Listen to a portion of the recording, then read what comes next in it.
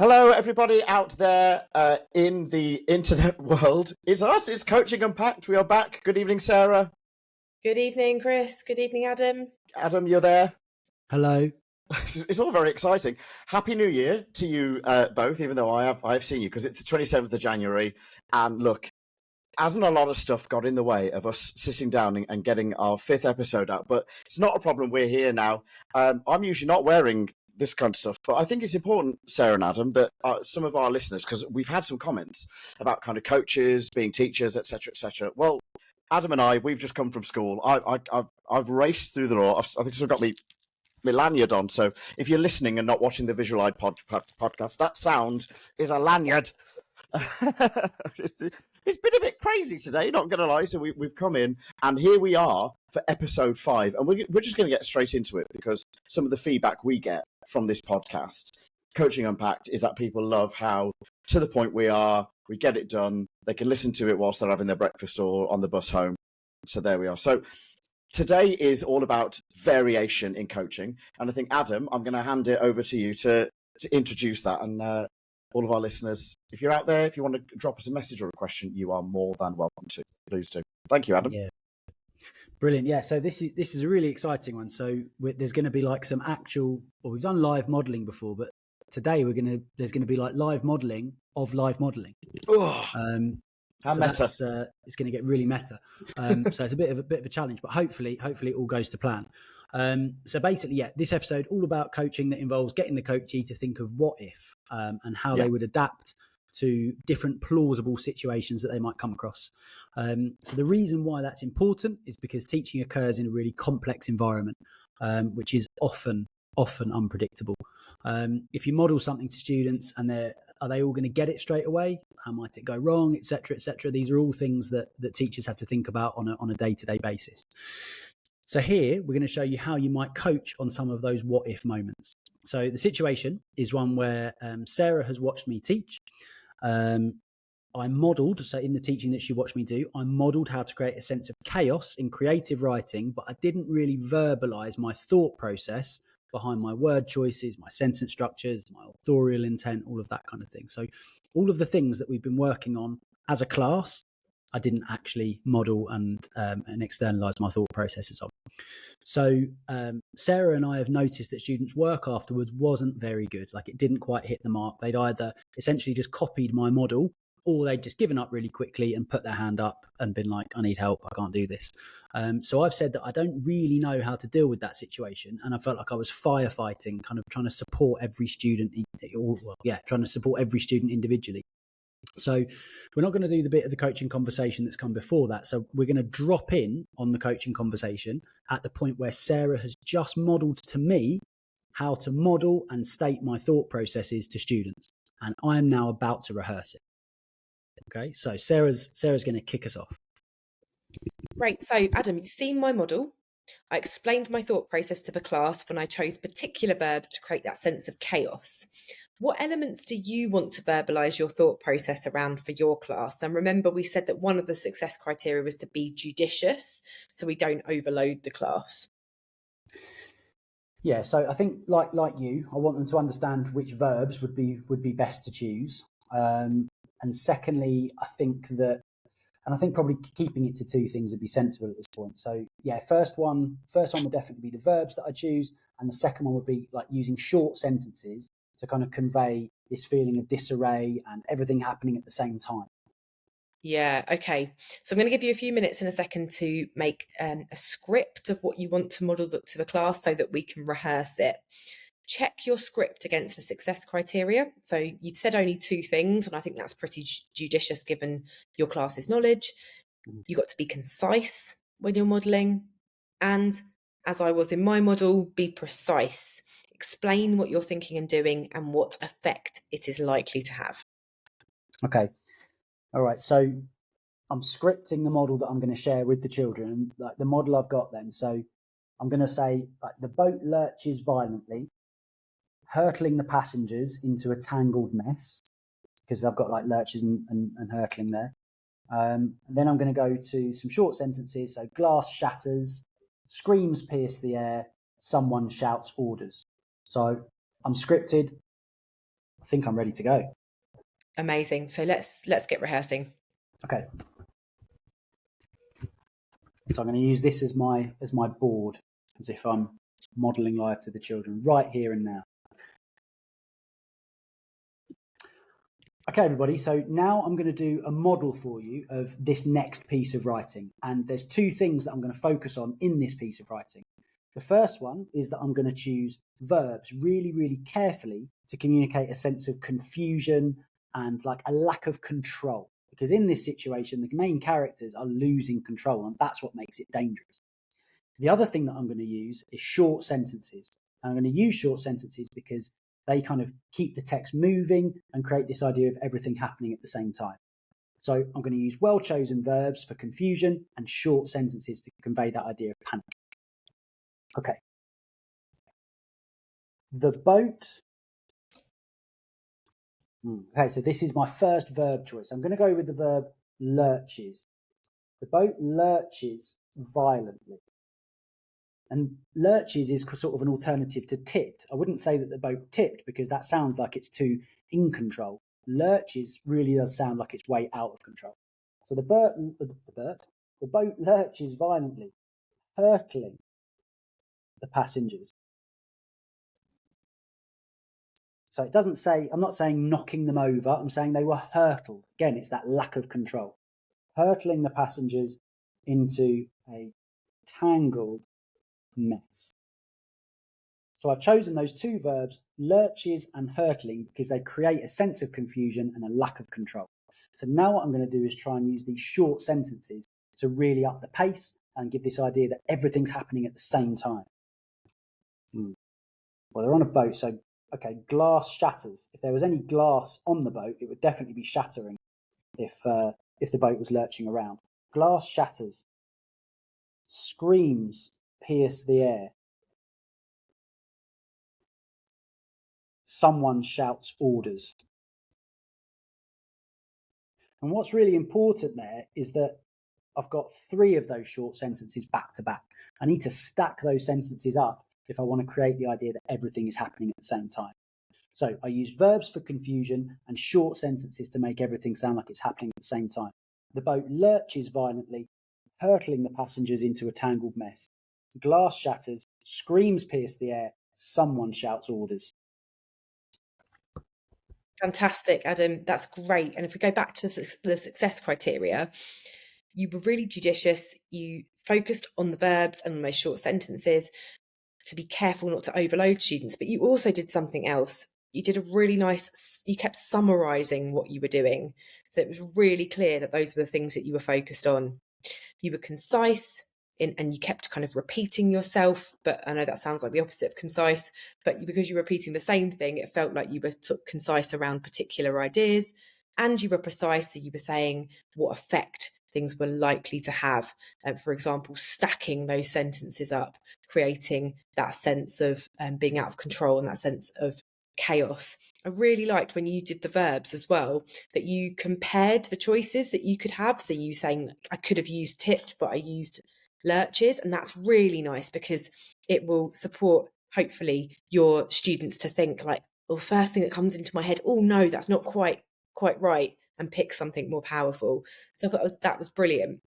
And you hit the mark first time, really. So let's think about how we might need to adapt your modelling slightly based on the lesson itself. So I want you to imagine that students earlier in the lesson were struggling with choosing verbs. How might your modelling be adapted even more to kind of better to support them with this? Okay, so I suppose if the issue is that they're struggling to choose the right verb, that might be because they're not conscious of what their different options are. Mm-hmm. Perhaps they're not thinking of all of the different options they might have and then choosing the best one. Maybe they're in their mind, they're sort of looking for the perfect answer, and that's sort of what's giving them sort of paralysis of thought or something like that. So I think what I do is I probably put more emphasis on modelling that verb choice in that first sentence by sort of explaining all of the different options that I might have. So I could use tip, I could use lurches, I could use this one, or this one, and I'm going to choose lurches because. So I'm modelling that sort of, here are my options, here's my choice. Yeah, that's really nice. So even though you did a little bit of that, I think we could double down on that if you felt your students needed that support with the actual choice of different verbs. You might also capture some of those different words so they could have a kind of bank to choose from, because the issue might be that they can't recall some of the great words that you were talking about earlier. Yeah, no, I like that. So I suppose then, yeah, I mean, you're right. We actually talked the other day about the word pitched, and that could have been another one that we could potentially have put in there as well, but wasn't one that I kind of came back to in the moment. So yeah, perhaps listing what those options are, that could be quite powerful, because it's that sort of visual reminder that I've got options and I'm making this choice because. Yeah, and they're not having to kind of hold it in their head. So let's just rehearse that very first bit again with lurches. So you could say, we could choose tipped. Should we add in a third one in there as well, just to get and you really explain why you've gone for lurches and not either of those other two? Yeah, definitely. I think so. Lurches, tipped. What other ones could we have? Rocked. And I could Yeah, kind of that's explain nice. that I've rejected that because it just sounds far too gentle, and this is anything but gentle. So Yeah, that's really nice. Because lurches, rocked is tipped, one rock. that they might like first think of, because a boat rocks is quite Mm. a usual thing to think of. I might put another one in there as well, like this idea of bobs, because that's a word that they quite often use. They think it's quite a nice word to use. It kind of does describe again like what boats do. And I've noticed that often what they do actually is they'll use a verb like bobs, which doesn't really describe what's going on, and then Mm, they'll add an adverb to it to try and do that job for them. Whereas okay. actually, if they choose the right verb, they don't need the adverb, and that Oh, might be quite an really interesting thing. nice. Okay, we've got to be careful not to overload them though, so we don't want to go through maybe too Okay. many. So Yeah. which ones are you going to focus on?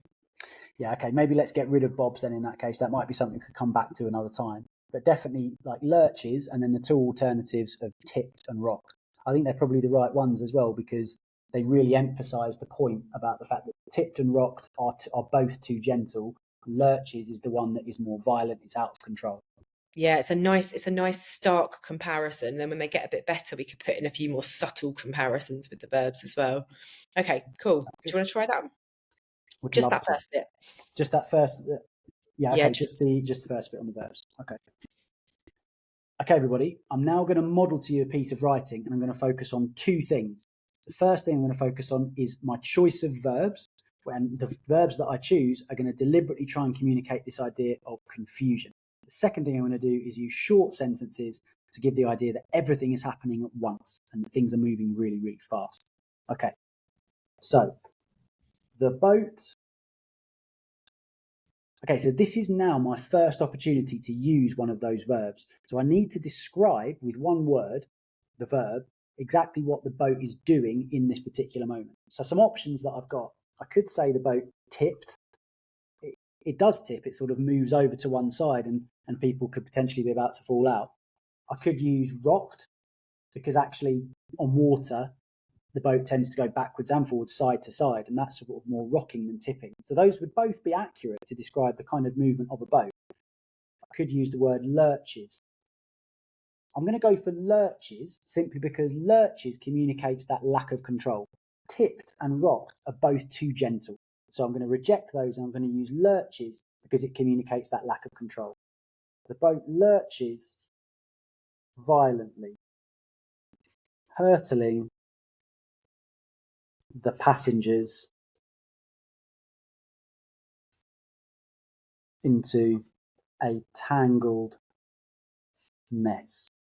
I'm just going to come back and look at hurtling again and think, is that the right verb for me to use? Well, yeah, I think it is. I could use verbs like pushed or through, but hurtling, again, it's less, the people are less in control if they're being hurtled than if they're being knocked or if they're being thrown. So hurtling is definitely the verb I'm going to choose because just like lurches, it communicates that lack of control. Yeah, really nice, Adam. And I think, capturing those for them, as we said, might be really nice for them in their work too. So having that, but those banks of verbs that they can look back at too, especially for some of your students. Okay, that's brilliant. So now let's try like one more kind of plausible thing that might happen that might therefore change the way you model or what you do next.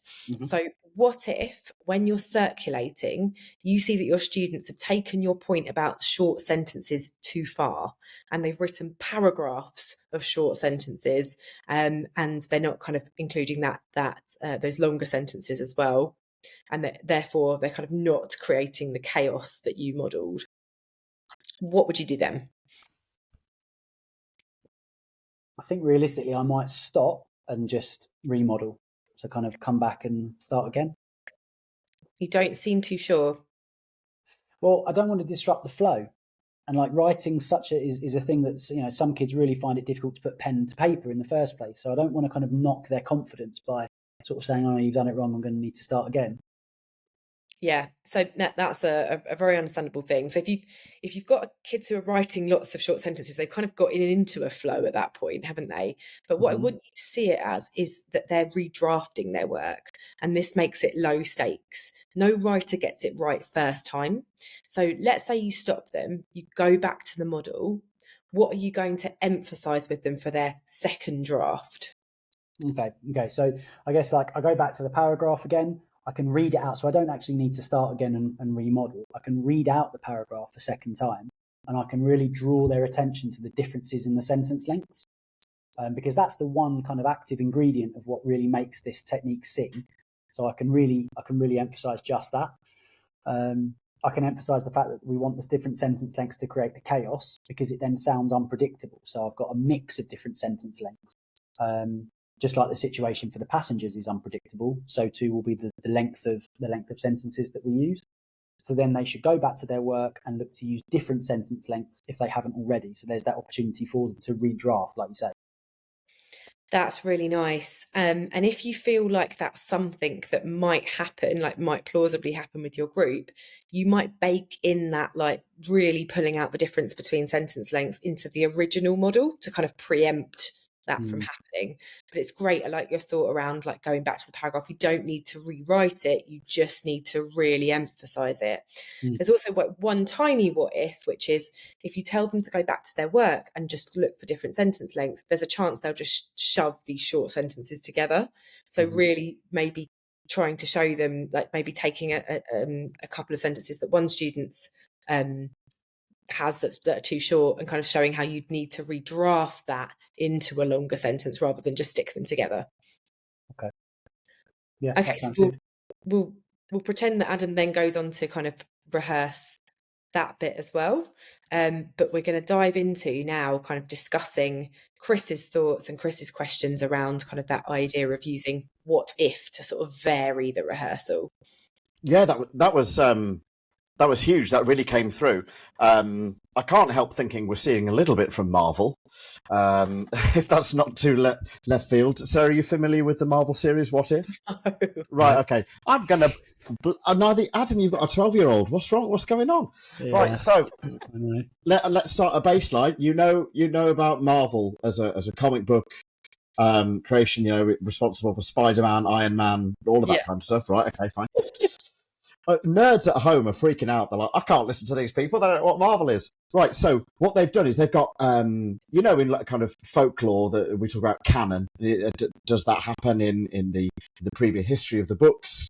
Is the comic book world the same as the film world? Well, they did 3 series now of something called What If, and they take standard canon of the Marvel world and they flip it on its head, and they do what if Iron Man was a woman. That's a terrible example, but they do, and there's loads, and it's really opened people's minds. Clearly not yours, because you've just sat at home and gone, this is a really good thing to do, and you don't know like Stan Lee or anybody to do with that at all. I just found it fascinating because I'll come on to kind of intrinsic load in a bit. I've got a question about load for teachers, because what if for me is an infinite question, but I noticed how you, as the coach, asked Adam to consider an adaptation that was based on what might happen before the modelling, and then afterwards. So, what was your thinking behind doing that specifically? Yeah, that was very well picked up on, Chris. So we're thinking about the lesson as this kind of complex thing with cause and effect in it. So like, what if something happens, even though we can practice together, we can rehearse together in this coaching session, in real life, when Adam takes this into his lesson, stuff will have happened before and stuff is going to happen after.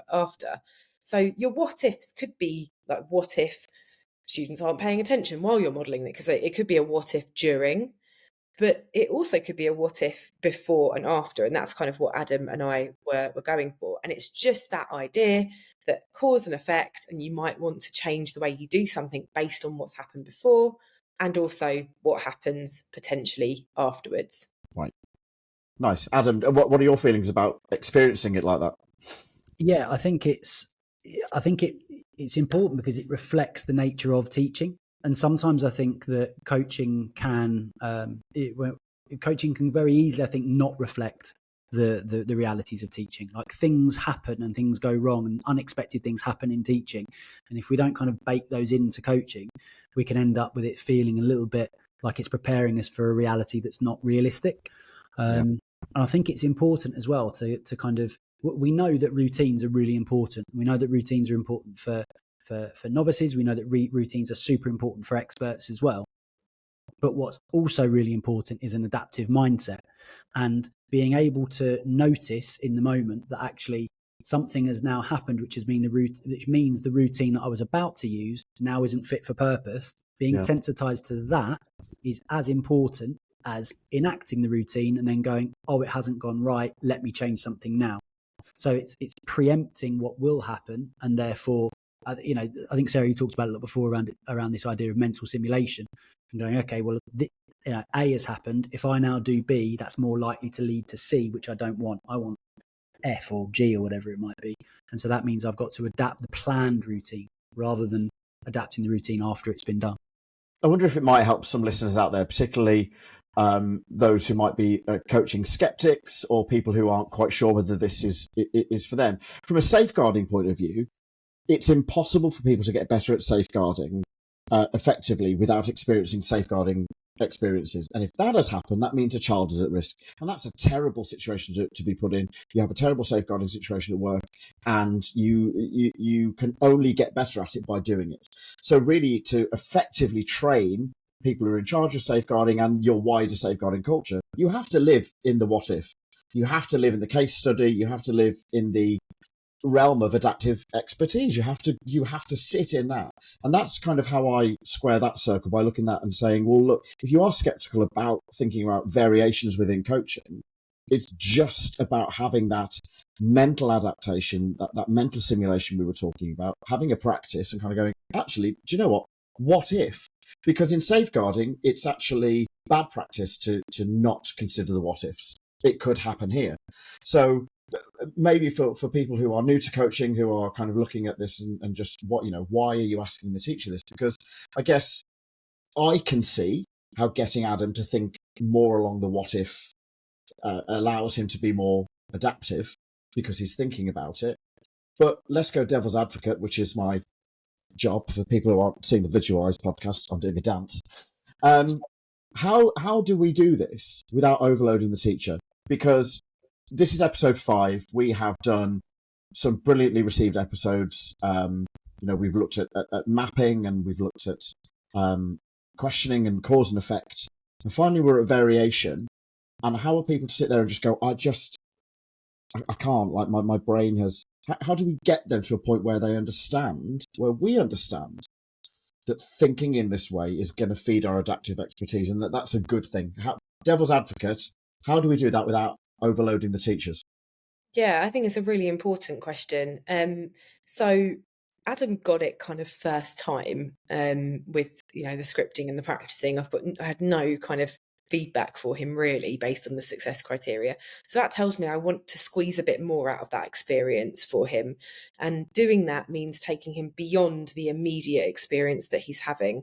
And your example there, Chris, is amazing around safeguarding. Unless you think about what could happen, you might end up in a situation where it does happen and you don't know what to do, or you could have preempted it because if you'd sort of sat in that what if space with some experts and really thought about it and done that simulation. Now that was really squeezing all of the juice out of an experience. And the expertise kind of research suggests to us that examined experience, as Belinda puts it, is the way that we actually get more expert and don't plateau. We just keep pushing forward. So we're really getting Adam there to examine the experience. What if this happens? What would you do? Let's rehearse that. And they're just little bits of rehearsal, little tweaks to the model, tweaks to his thinking. It's not overhauling it necessarily. And you can probably think, those coaches who are listening to this, of multiple what ifs for your teachers, and the right ones will be dependent on your teacher. So if Adam struggles with behaviour with this class, it might be a behaviour what if, for example. But because he doesn't, we thought about, well, what if, people were struggling before with something, and what if people misunderstand something you say in the model? So we went for a kind of misunderstanding what ifs, and that felt natural to Adam because he knows, we both know what the class is like. So it will depend on the class, and it will depend, but crucially, it will depend on that teacher and where they are. I wouldn't have asked what if Adam couldn't get to grips with the original thing that he was practicing. So you've got to be really careful around it and the amount that you do, so as not to detract from the main point. But Adam was ready, and we could really squeeze the most out of it. What did you think? Sorry. No, I just wanted to make 2 points. So I'm a little conscious of time because, listen, one of our USPs is we get this out. So, Adam, I'll come to you in a second. I do want to make 2 points. First of all, for listeners out there, we are no way equating safeguarding decisions with coaching decisions. Those two things they are not. What I'm doing there is I'm speaking for the people out there who might be struggling with the what if situation, and I've already got this entire curriculum to deliver. Why am I imagining things? Some people have had that conversation with me, and I think your answer has kind of put that to bed. But then I think there's a deep irony about, if we're coaching coaches and talking to coaches, they've got to be demonstrating their adaptive expertise with their coach, who is, in that sense, a coachee is maybe think of them as a student and just kind of go, I can't push my coachee at this point because I'm going to overload them. And that for me, that falls back on the coach, having a good relationship with their coachee, knowing their context and knowing what they're doing, and not just putting a blanket, this is how it's done, because that's just going to blow back in the faces, isn't it? I think there's probably two things. So like the first one is like around this idea of cognitive load. Like, cognitive load isn't as much as like sometimes it is presented as this. It isn't like a box inside everyone's head that's got 7 compartments that we can kind of like deliberately fill one at a time and kind of know exactly. It's not like we plan sort of 6 bits of knowledge that we put in and then go, I've only got one more. Like, cognitive load feels different to different people. So in that instance, I was playing the role of a teacher who wasn't particularly taxed by that initial model. So that wouldn't have taken up an enormous amount of my cognitive capacity, right? Whereas if it had been another teacher and it did take up more of that person's cognitive capacity, you can kind of sense that, okay, I've got less room to play with here. And so therefore, as Sarah was saying, she wouldn't have pushed me to go that bit further. But because I was able to kind of get that right first time, and kind of quite straightforwardly, almost quite automatically, it wasn't taking up much of my cognitive load. And so therefore there was room there for her to push me to do a little bit more. So that's the first thing. The second thing is, I think, like, it's important to remember, this is about trying to lock in practice and lock in change. Yeah. So what's really important, I think, is that Sarah asked me, okay, if something's going to go wrong, like what is going to go wrong? Or like, what if this? The what ifs were quite plausible, and that's really important. They've got to be plausible because it's got to be likely that they're going to happen. The reason they've got to be likely that it's going to happen is because, okay, so we've rehearsed it, and I've had like 2 or 3 practices of these things, and I've thought about 2 or 3 different what ifs. If those what ifs now never take place, or don't take place for like another 6 months to a year, I'm unlikely to be able to respond to that in the way that I did in that rehearsal. So, however, if they're what ifs that are likely to happen really quickly, so, I'm likely to get one of those what ifs in my next lesson, or, in lessons that are coming up, that then gives me an opportunity to practice again, this time for real in the moment. And that will help me to lock in that change. If I lock in that change, then we know that gradually becomes more and more automatic. And then I can sort of add it to my automatic teaching toolkit rather than it being something that I'm consciously thinking about in a coaching session. So it just really highlights the importance of, like, why do we have to choose plausible what ifs? Yeah, that's really nice. I'm going to do a little plug because there's a bit more on this that's just come out on a Substack called Cognitive Coaching Substack, which Adam and I are putting out short clips of great coaches, and the first one is about this what if. These what if style questions in a really succinct way. So sign up to the Substack, that will land in your inbox, one a week, with very short little videos for you to watch, and then a little tip for you to take forward in your coaching. Yeah, we'll include that link in the description in all the podcasts. Thank you, Sarah. Thank you, Adam. Thank you to everybody listening out there. We know there are hundreds of you, which is quite scary, but we have hundreds of you listening into this either live right now or when we go back into our delivery on Spotify and on Apple Podcasts and wherever you get your podcast. We're also on YouTube, and the Visualized podcast goes on there as well as an audio. So I think we're everywhere. We're a bit like Marvel, Sarah and Adam, everywhere. Good grief. I can't believe that. What Marvel was. But it's on Disney Plus. Check it out. You'll understand. Thank you so much, you two. Thank you, everyone listening. And we'll see you next time on Coaching Unpacked. Thank you. Thanks, everyone.